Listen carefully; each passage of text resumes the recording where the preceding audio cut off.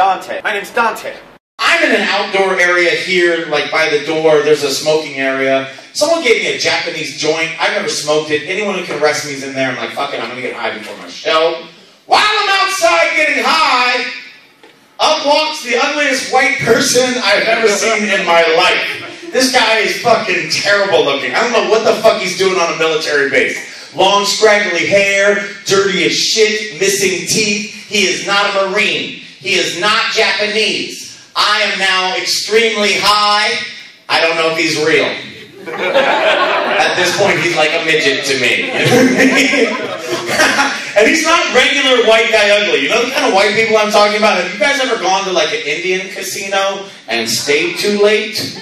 Those kind of white people. You know what I mean? It's like 3 in the morning, you finally have to pee, you turn around, you're like, Jesus, what, the meth lab burned down? Out of my way, Breaking Bad. You're quietly playing your Keno machine from behind you. You got a cigarette? You're like, ah, you got a tooth? I'll give you a cigarette for every tooth, handsome. When I was a little boy, I lived on a military base, and we would always get like USO shows to our base. An improv group came one night, and I was already a fan of stand-up comedy, and so I decided to check them out. And that day, I told my little friend Jared, I was like, let's go become stand-up comics. So we wrote some material, and we did it at our talent show at our elementary school, and it worked out. And then we did that for a good year,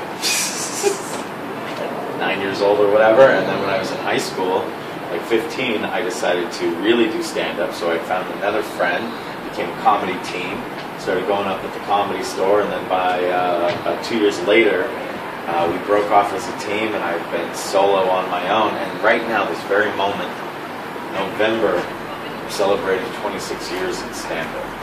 If you guys get offended by racial jokes, there are the exit signs. If you love racial jokes, you're racist. I idolized, I think, Bill Cosby and Richard Pryor my whole life. I think those were the two main guys that were probably the biggest influence on me.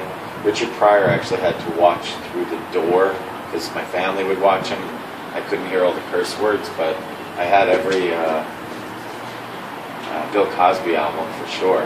I had them memorized. I could probably recite every album of his right now. Class, I met Gallagher when I was a child, and I'd like to tell you what he told me.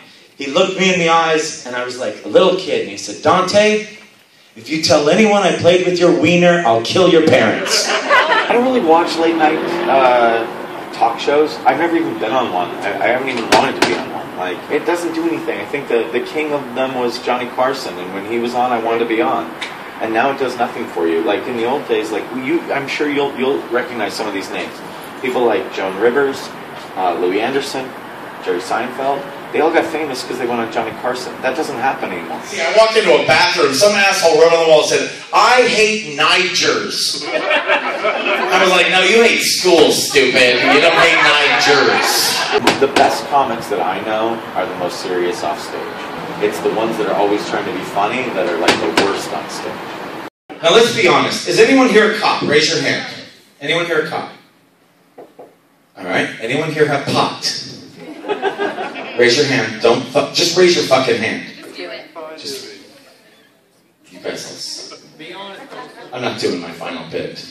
That's the end of the show right there.